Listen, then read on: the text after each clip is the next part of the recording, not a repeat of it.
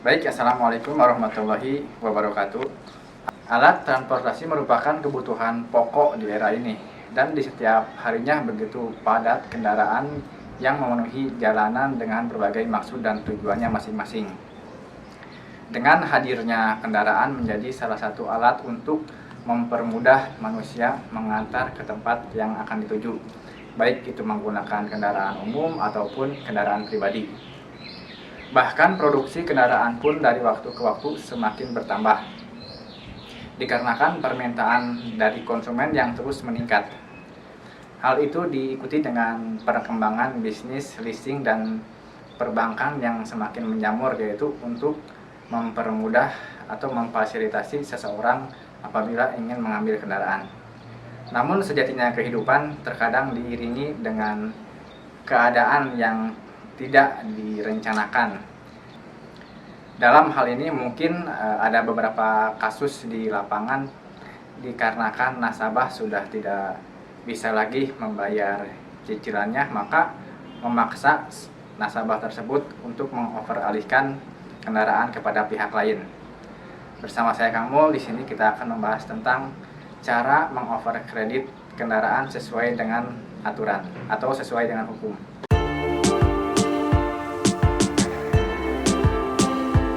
Hukum jual beli kendaraan tidak sama dengan hukum jual beli properti. Khususnya dalam kasus ini adalah tentang cara over kredit. Over kredit kendaraan tidak sama dengan over kredit rumah yang bisa dilakukan dengan cara di bawah tangan melalui notaris, yang nantinya akta notaris tersebut bisa dipergunakan untuk pengambilan sertifikat apabila cicilan rumah tersebut sudah lunas atau sudah selesai. Kalaupun sobat tetap memaksakan over kredit di bawah tangan dengan menggunakan jasa notaris, pastinya akta tersebut akan ditolak oleh pihak leasing atau pihak perbankan untuk pengambilan BPKB kendaraan. Dan bahkan notaris pun pasti tidak akan mau membuatkan akta over kredit kendaraan tersebut, dikarenakan notaris pasti sudah mengetahui dasar-dasar hukumnya. Kecuali mungkin yang sifatnya perjanjian personal dan di luar making oleh notaris. Melakukan takeover tanpa sepengetahuan leasing adalah hal yang sangat melanggar hukum. Ini bisa menjadi masalah baru di kemudian hari bagi kedua belah pihak. Hal ini tertuang dalam Undang-Undang Nomor 42 Tahun 1999 tentang fidusia dengan ancaman hukuman penjara dan denda.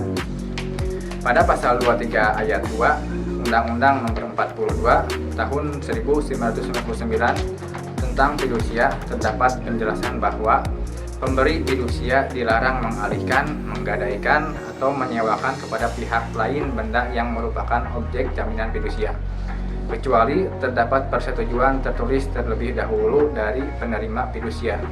Lalu pada pasal 36 Undang-Undang Nomor 42 Tahun 1999 tentang fidusia menerangkan bahwa pemberi kuasa fidusia yang mengalihkan, menggadaikan, atau menyewakan benda yang menjadi jaminan fidusia seperti yang dimaksud dalam pasal 23 ayat 2, yaitu tanpa persetujuan tertulis terlebih dahulu dari pihak penerima fidusia, akan dipidana dengan pidana penjara paling lama 2 tahun dan denda paling banyak 50 juta rupiah. Dalam kasus pengalihan kredit kendaraan, yang dimaksud dengan pemberi fidusia adalah debitur atau pemilik kendaraan. Benda yang menjadi objek jaminan fidusia adalah kendaraan, dan penerima fidusia adalah bank atau perusahaan pembiayaannya. Itulah bunyi dari undang-undang fidusianya. Tetapi meskipun demikian, terkadang ada saja yang melakukan over kredit kendaraan di bawah tangan.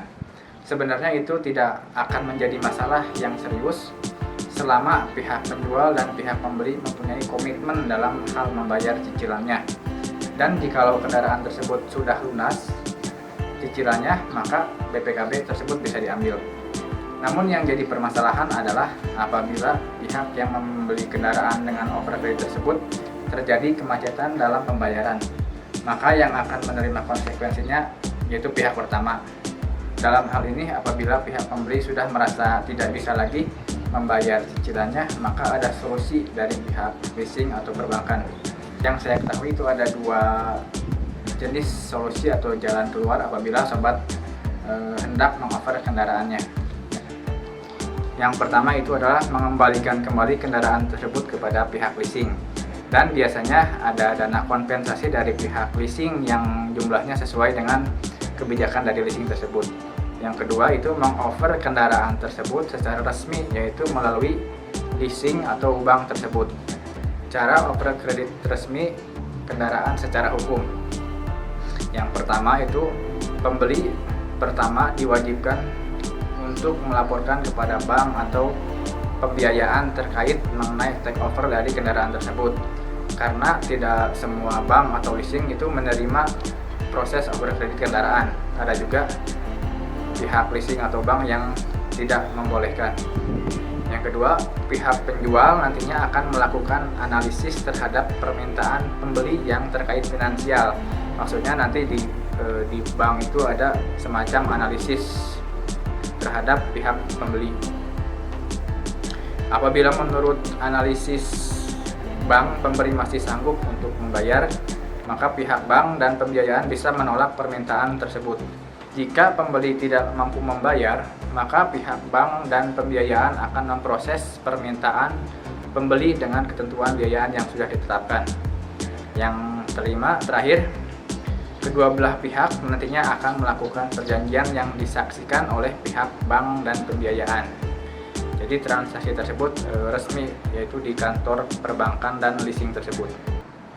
Hal di atas merupakan itu cara resmi offer kredit kendaraan. Apabila kita ingin mengoperkan kendaraan kita, maka ikutilah aturan yang sudah ditetapkan oleh leasing atau perbankan. Silahkan tinggalkan komentar di bawah ini apabila ada pertanyaan, dan jangan lupa di like dan subscribe videonya. Wassalamualaikum warahmatullahi wabarakatuh.